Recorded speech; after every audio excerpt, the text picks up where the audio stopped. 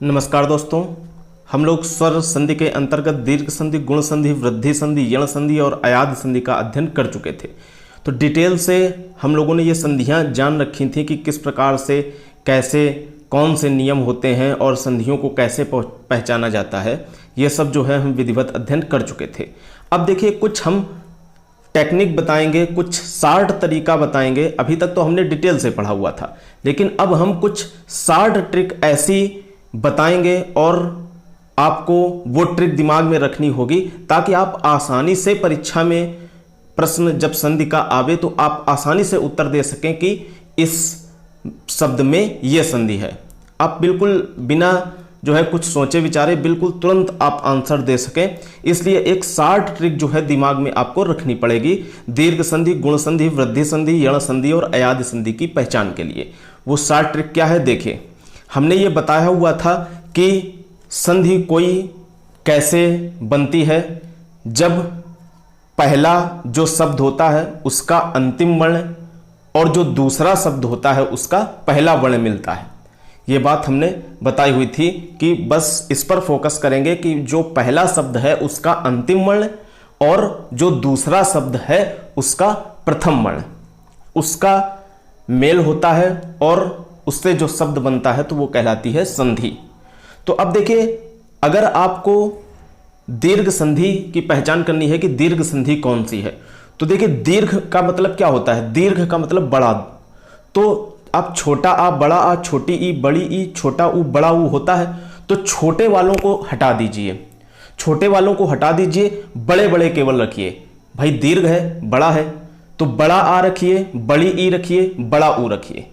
तो अब देखिए, बड़ा आ, बड़ी ई और बड़ा ऊ, अगर इनकी ध्वनि आपको प्रतीत हो, किसी भी शब्द में अगर आपको इनकी ध्वनि प्रतीत होती है कि आ निकल रहा है, बड़ा आ निकल रहा है, बड़ी ई निकल रही है या बड़ा ऊ निकल रहा है, तो आप दीर्घ संधि कह देंगे, दीर्घ संधि। ये क्लियर हो गई बात। अब देखिए गुण संधि कैसे पहचानेंगे, तो देखिए छोटा आ, बड़ा, छोटी, बड़ी, छोटा ऊ, बड़ा ऊ। अब देखिए बड़ा ऊ के बाद क्या आता है, ए आता है, तो ए ले लीजिए।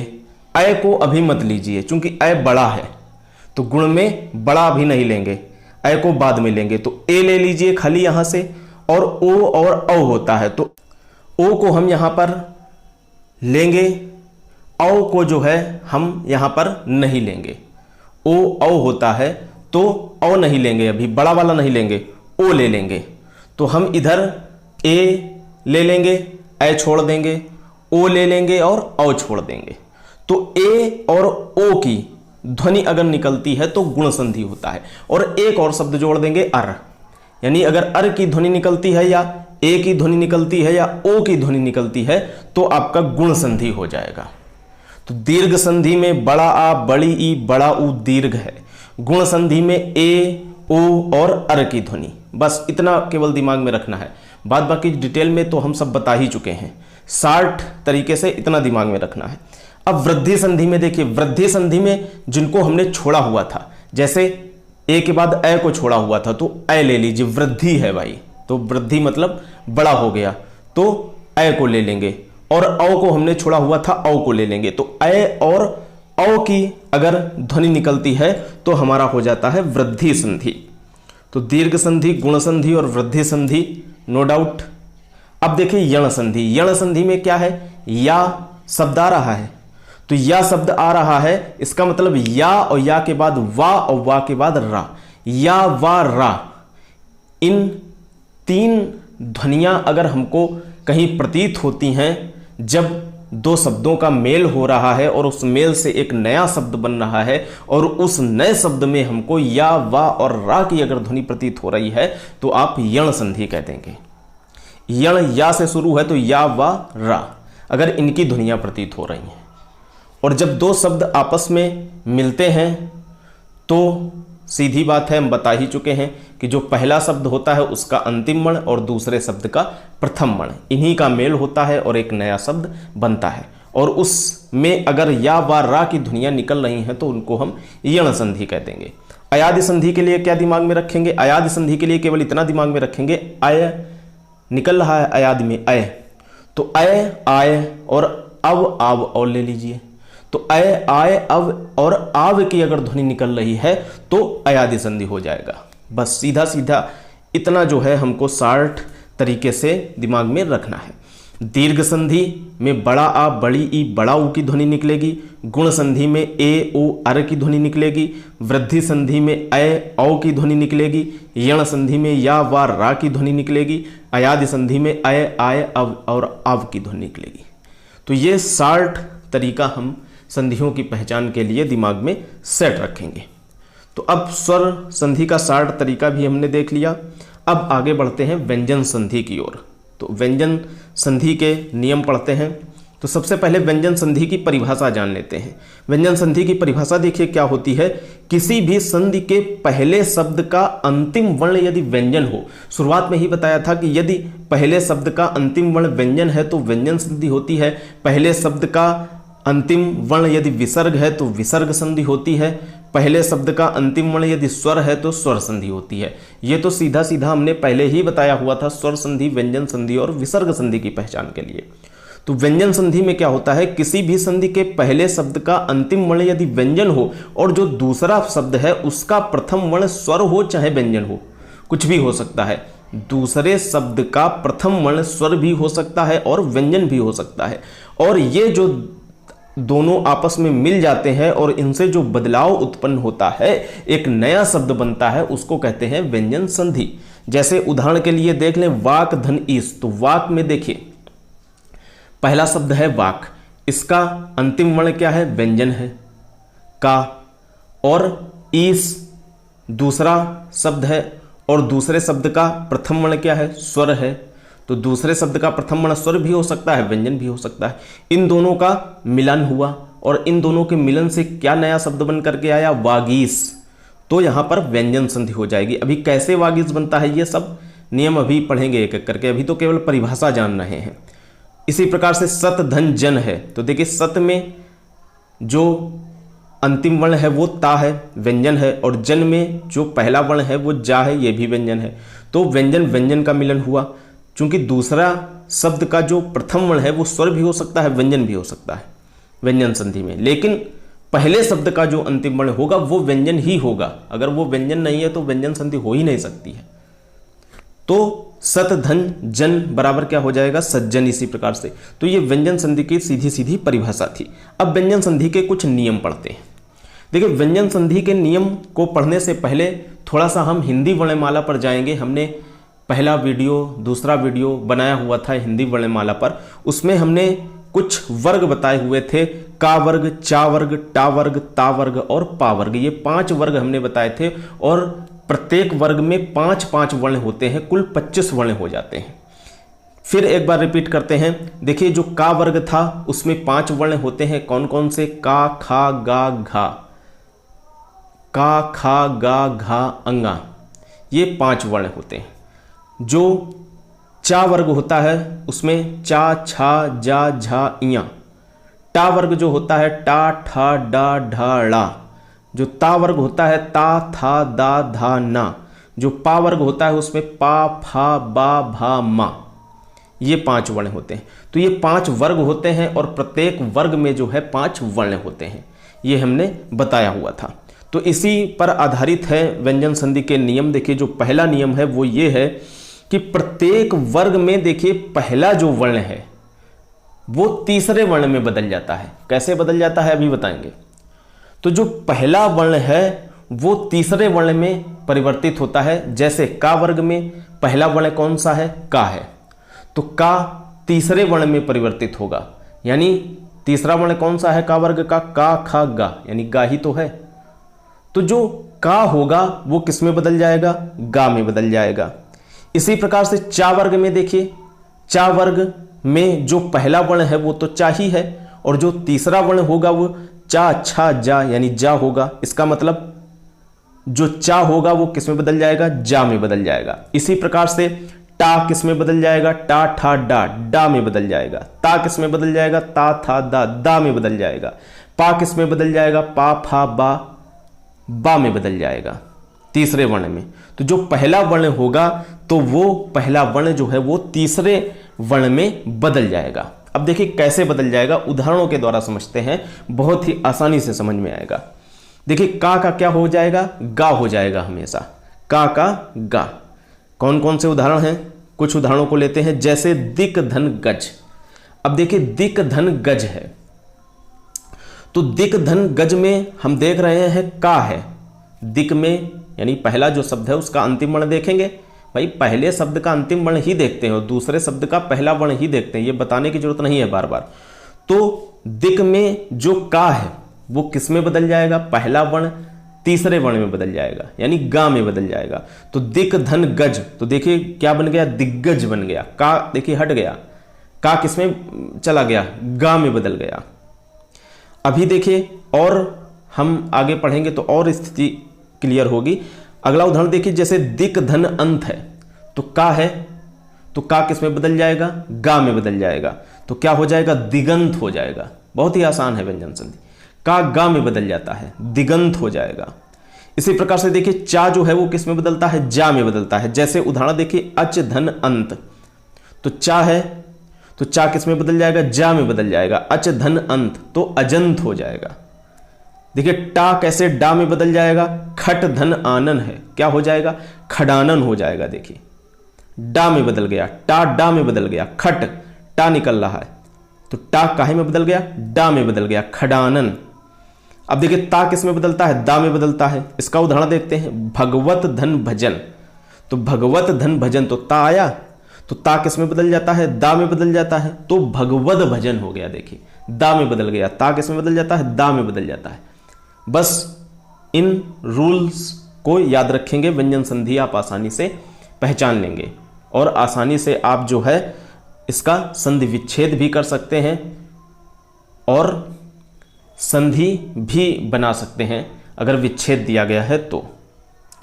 अब देखिए पा किस में बदल जाता है, पा बा में बदल जाता है। जैसे अप धन धी है, तो पा है, पाया, तो पा किस में बदल जाएगा, पा बा में बदल जाएगा, तो अवधि हो जाएगा। क्या हो जाएगा, अवधि हो जाएगा। इसका मतलब यह है कि जो पहला वर्ण है वो हमेशा तीसरे वर्ण में बदलता है। अब देखिए व्यंजन संधि का दूसरा नियम क्या है। व्यंजन संधि का दूसरा नियम यह कहता है कि प्रत्येक वर्ग का पहला वर्ण पांचवें वर्ण में भी बदलता है।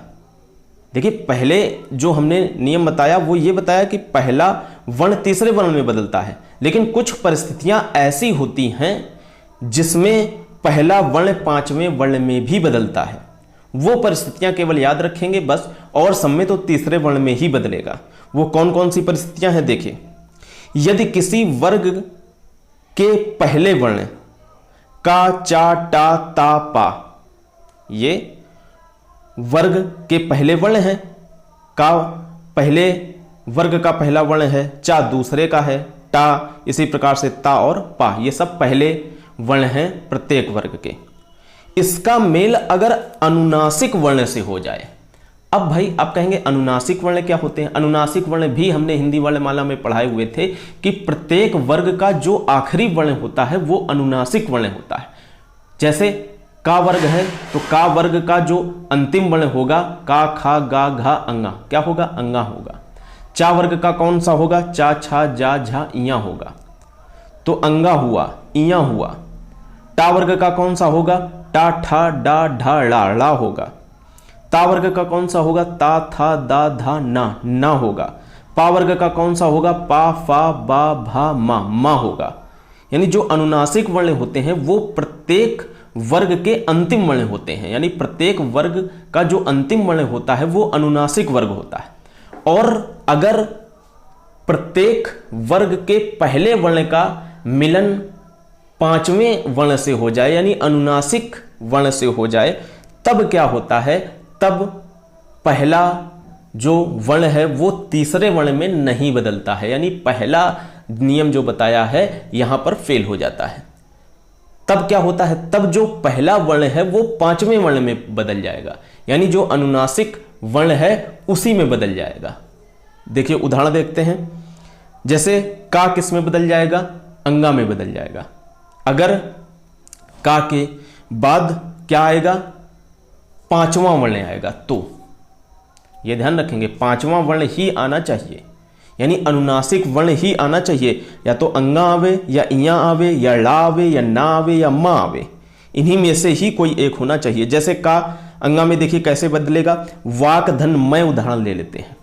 तो वाक धन मैं जब हमने लिया तो का आया, पहला वर्ण था, इसको तीसरे वर्ण में बदलना चाहिए, लेकिन यहां पर ये तीसरे वर्ण में न बदल करके पांचवें वर्ण में बदलेगा, यानी का खा गा घा अंगा, ये अंगा हो जाएगा। क्यों अंगा हो जाएगा? क्योंकि इसका मिलन अनुनासिक वर्ण मां से हो रहा है, वाक धन मैं, तो इसका मिलन चूंकि अनुनासिक वर्ण से हो रहा है, इसलिए यहां पर का किस में बदल जाएगा?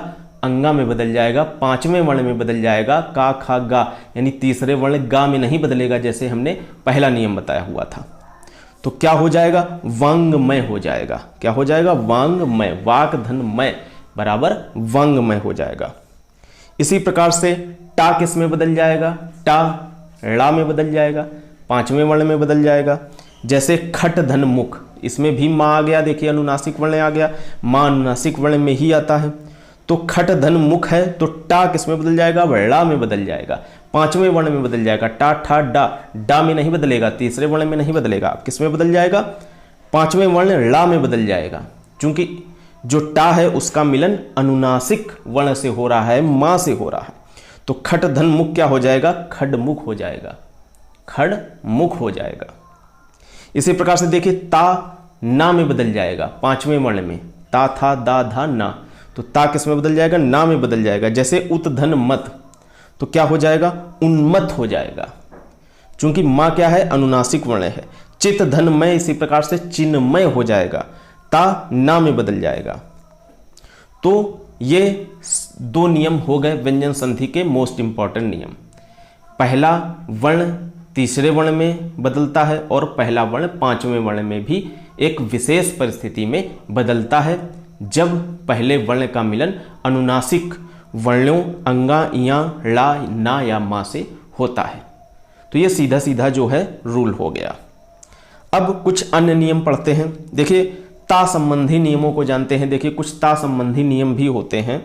ता संबंधी नियम क्या होते हैं? देखिए यदि ता के बाद चा छा आवे, बस ये ध्यान रखिए, कुछ परिस्थितियां जो है हमको अलग से भी याद रखनी पड़ेंगी, तो इनको हम अलग से याद रखेंगे। यदि ता के बाद आपको दिखाई पड़े कि चा आ गया या छा आ गया, तो हमेशा ता का चा कर देना। ता के बाद चा आवे तब भी चा कर देना, ता के बाद छा आवे तब भी चा कर देना। जैसे उत धन चारण, तो ता गायब हो जाएगा, ता के बाद चा आ गया तो ओवरऑल क्या आ जाएगा? चा आ जाएगा, यानी उच्चारण हो जाएगा।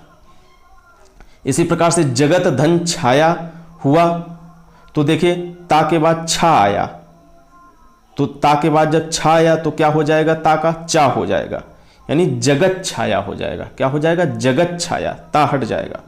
तो ये ता संबंधी नियम याद रखेंगे। और देखिए ता संबंधी कुछ नियम होते हैं। मान लीजिए ता के बाद चा और छा नहीं आया, ता के बाद आ गया जा और झा, तो ता का हमेशा जा हो जाएगा। सीधे सीधे बहुत सिंपल नियम है। ता के बाद यदि चा छा में से कोई एक आ जाए तो ता का चा हो जाएगा, ता के बाद जा झा में से कोई एक आ जाए तो ता का जा हो जाएगा। जैसे सत धन जन, तो सत धन जन क्या हो जाएगा? सज्जन हो जाएगा, ता हट जाएगा, ता की जगह क्या हो जाएगा? जा हो जाएगा, क्योंकि ता के बाद क्या आ गया है? जा आ गया है। ता के बाद जा और झा में से कोई एक आ जाता है तो ता के स्थान पर जा हो जाएगा। जैसे जगत धन जननी, तो क्या हो जाएगा? जगत जननी हो जाएगा। जैसे उत धन ज्वल है, तो ता के बाद जा आ गया तो क्या हो जाएगा? जा ही हो जाएगा, यानी उज्ज्वल हो जाएगा। तो इस प्रकार से ये कुछ उदाहरण हो गए ता संबंधी नियम के। और देखिए कुछ ता संबंधी नियम पढ़ते हैं। अब यदि ता के बाद ला आ जाए तो ता ला में बदल जाता है। बस यही तीन नियम मुख्य रूप से ता संबंधी नियम याद रखेंगे कि यदि ता के बाद चा आ जाए तो क्या हो जाएगा? ता का चा हो जाएगा, या ता के बाद छा आ जाए तब भी ता का चा हो जाएगा। ता के बाद यदि जा और झा आता है तब भी ता का जा हो जाएगा। ता के बाद यदि ला आता है तब भी ता का ला हो जाएगा। तो देखिए ये कुछ अलग से नियम हमने बताए हुए हैं। अब ता वर्ग के नियम अलग थे ता वर्ग जो पहला वर्ण था वो ता वर्ग जो है वो पहला वर्ण तीसरे वर्ण में बदलता है, या पहला वर्ण जो है वो पांचवें वर्ण में भी बदलता है जब अनुनासिक वर्ण से मिलन होता है, वो अलग चीज़ थी। ये कुछ स्पेशल रूल हैं ता संबंधी नियम कि अगर ता के बाद ये वर्ण आ गए हैं जो हमने अभी बताए, तो उनमें जो है हम फिर इसी प्रकार से काम करते हैं, उनमें फिर हम तीसरा वर्ण या पांचवा वर्ण ये सब नहीं सोचते हैं। तो इस चीज़ को जो है याद रखेंगे। जैसे उदाहरण देखिए ता का कैसे ला हो जाता है। जैसे उत धन लास है तो ता के बाद ला आ गया तो क्या हो जाएगा, ता हट जाएगा, ला आ जाएगा, उल्लास हो जाएगा। उत धन लेख है तो ता हट जाएगा, उल्लेख हो जाएगा। तो बस इतने ही जो है ये ता संबंधी नियम याद रखने हैं, बस ता संबंधी नियम इतने ही होते हैं। अब कुछ ना संबंधी नियम पढ़ेंगे। ना संबंधी नियम एक केवल याद रखेंगे, सीधा सीधा नियम कि यदि री, रा और सा, जिसको षटकोण वाला सा कहते हैं, री, रा, सा के बाद यदि ना आ जाता है तो हमेशा ना का ला कर देना बस। जैसे उदाहरण समझते हैं, परिधन नाम, तो देखिए रा के बाद क्या आ गया, ना आ गया, और हमने बताया री, रा या सा के बाद यदि ना आवे तो ना का ला हो जाएगा। तो देखिए परिधन नाम है तो ना हट जाएगा, ना का क्या हो जाएगा, ला हो जाएगा, परिणाम हो जाएगा। इसी प्रकार प्राधन नाम बराबर प्रणाम हो जाएगा, रिधन ना बराबर ऋण हो जाएगा। अब देखिए एक क्वेश्चन देखते हैं, एक शब्द देखते हैं, उसका संधि विच्छेद। जैसे रामायण है तो रामायण का संधि विच्छेद क्या होता है, ये थोड़ा सा डाउटफुल क्वेश्चन होता है, इसमें बहुत लोगों को कन्फ्यूजन होता है, इसको थोड़ा सा स्पष्ट कर लेते हैं। तो देखिए सबसे पहली बात तो ये है कि रामायण का जो संधि विच्छेद होता है वो रामधन अयन होता है। रामधन अयन इसका शुद्ध संधि विच्छेद है, शुद्ध संधि विच्छेद है रामधन अयन। रामायण का रामधन आयन नहीं होता है, क्योंकि हमने संधि विच्छेद में पहले ही बताया हुआ है कि जो दो शब्द होते हैं उनके सटीक अर्थ होते हैं, कुछ ना कुछ उनका अर्थ निकलता है। ऐसा नहीं होता है कि वो बेअर्थ होते हैं, उनका अर्थ ना हो। दोनों शब्द होते हैं, दोनों शब्दों का अर्थ होता है, और दोनों शब्दों का अगर अर्थ होता है तो यहां पर देखिए रामधन अयन है और हम कहते हैं कि रामधन आयन होगा। तो अयन और आयन देखिए दोनों के अर्थ होते हैं। अयन का अर्थ क्या होता है, अयन का अर्थ होता है चरित्र, और आयन का अर्थ क्या होता है, विद्युतीकृत परमाणु। क्या होता है, विद्युतीकृत परमाणु, यानी परमाणु से इसका अर्थ लिया जाता है आयन का, और अयन का अर्थ जो है वो चरित्र से लिया जाता है। तो अब देखिए यहां पर क्या है कन्फ्यूजन कि आयन क्यों नहीं होगा, क्योंकि राम के साथ क्या आयन मेल खा रहा है, नहीं मेल खा रहा है, क्योंकि आयन का अर्थ है परमाणु। तो यहां पर राम के साथ मेल नहीं खा रहा है, कोई औचित्य ही नहीं है। राम के साथ मेल कौन खा रहा है, चरित्र। तो राम के साथ क्या आएगा, अयन आएगा, आयन नहीं आएगा। पहली बात ये कन्फ्यूजन दूर हो गया। तो रामायण का जो संधि विच्छेद होता है वो रामधन अयन होता है, और जो रामायण में संधि कही जाती है तो देखिए कन्फ्यूजन होता है यहाँ पर लोगों को। जानते हैं देखिए कैसे। जैसे राम है तो राम पहला शब्द है, इसका अंतिम वर्ण क्या है, माँ है, तो आ की ध्वनि निकल रही है। अयन है दूसरा शब्द, इसका पहला वर्ण क्या है, आ है, तो दोनों देखिए आ की ध्वनि निकल रही है, यानी दो स्वर हुए, और जब दो स्वर का मेल होता है आ का तो दीर्घ हो जाता है, तो रामा हो गया, रामायण, माँ हो गया, देखिए दीर्घ हो गया। तो यहां पर क्या होनी चाहिए, दीर्घ स्वर संधि होनी चाहिए। लेकिन जो हमारा ना संबंधी नियम कहता है वो ये कहता है कि रा देखिए स्टार्ट में है और ना यहां पर क्या है, आखिरी में है, अयन। तो जो ना हो जाएगा वो ला में बदल जाएगा, यानी क्या हो जाएगा, रामायण। यानी व्यंजन संधि के ना संबंधी नियम के अनुसार जो ना है वो ला में बदल रहा है, इसलिए कुछ लोग कह देते हैं कि व्यंजन संधि है। लेकिन वास्तव में अगर देखा जाए तो यहां पर दीर्घ स्वर संधि ही है। तो आप लोग दीर्घ स्वर संधि ही याद रखेंगे। अगर दीर्घ संधि ऑप्शन में है, व्यंजन संधि ऑप्शन में है, तो आप दीर्घ स्वर संधि को ही टिक करेंगे। अगर खाली व्यंजन संधि है तो व्यंजन संधि को कर देना, या खाली अगर दीर्घ स्वर संधि है तो दीर्घ स्वर संधि को तो करना ही है। तो यहां पर ये डाउट क्लियर हो गया होगा आप लोगों का, मैं आशा करता हूं। क्यों कि रामायण जो है ये संधि विच्छेद बहुत पूछा जाता है। तो रामायण का पहली बात तो संधि विच्छेद राम धन अयन होता है, राम धन आयन नहीं होता है। क्योंकि कुछ लोग यहीं पर कंफ्यूज हो जाते हैं कि अयन और आयन दोनों के अर्थ होते हैं, और जब दोनों के अर्थ हैं तो आयन क्यों नहीं होता है? क्योंकि राम के साथ आयन का मेल नहीं हो रहा है ना। आयन का अर्थ है विद्युतीकृत परमाणु और अयन का अर्थ है चरित्र, तो राम के साथ चरित्र का ही तो मेल हो रहा है, इसलिए राम के साथ अयन आएगा। तो रामायण का जो सही संधि विच्छेद होता है वो रामधन अयन होता है, और इसमें दीर्घ स्वर संधि होती है और व्यंजन संधि भी जो है कहीं कहीं पर आपको लिखी मिल जाएगी, चूंकि यहाँ पर नासंबंधी नियम लग जाता है व्यंजन संधि का। तो आशा करता हूँ आज की क्लास में आपको व्यंजन संधि जो है पूरी तरीके से समझ में आ गई होगी। तो ठीक है, मिलते हैं अगली क्लास में। धन्यवाद।